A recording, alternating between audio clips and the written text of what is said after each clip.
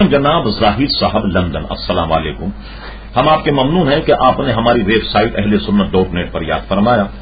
آپ نے یہ پوچھا کچھ لوگ کہتے ہیں کہ سوئم اور 40واں کا دن متعین کرنا بدعت اور حرام ہے، کیا یہ بات درست ہے؟ یہ بات بالکل غیر درست ہے۔ دیکھیے 40واں یا 10واں ان میں مسلمان جب یہ اجتماع کرتے ہیں تو ان سے پوچھیے جو اسے بدعت کہتے ہیں یا حرام کہتے ہیں وہ کیا کرتے ہیں؟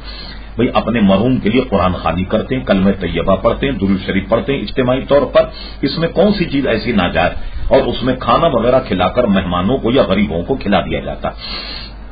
آپ کا یہ کہنا کہ دن مقرر کرنے سے یہ معاملہ حرام ہو جاتا ہے، تو میرے بھائی آپ بتائیے اس دنیا میں پڑھی لکھی کیا دن اور وقت مقرر کیے بغیر کوئی کام ہو سکتا ہے؟ دیکھیے آپ شادی بیاہ میں کسی بھی تقریب میں جب تک آپ دن مقرر نہیں کریں گے اس وقت تک کام یہ کیسے ہوگا؟ اگر یہ یوں کہہ دیا جائے کہ صاحب دن مقرر کرنا حرام ہے لہذا بغیر دن مقرر کرے وہ یا کام ہونا چاہیے، تو یہ ایک لطیفے سے کم نہیں ہوگا۔ اگر آپ کی شادی ہو رہی ہو تو آپ یہ کہیں قاضی صاحب سے جب آپ کی طبیعت چاہے آ جائیے گا، کیونکہ ہمارے یہاں دن مقرر کرنا نہ جائے۔ اسی طرح آپ قاضی سے بھی کہہ دیجیے گا جب آپ کی طبیعت چاہے آ جائیے گا۔ دلہن سے بھی آپ کہہ دیجیے گا جب آپ کی طبیعت ہو آپ بھی سر دھج کر کے بیٹھ جائیے گا۔ اور اسی طریقے سے آپ مہمانوں کو کہہ دیجیے گا جب آپ کی طبیعت چاہے آ جائیے۔ اور اسی طرح آپ بریانی اور پلاؤ پکانے والے کو کہہ دیجیے گا کہ جب آپ کا جی چاہے آ جائے۔ تمبو شامیانے والے کو کہہ دیجیے گا آ جائیں۔ مجھے بتائیے کیا نظم برقرار رہے گا؟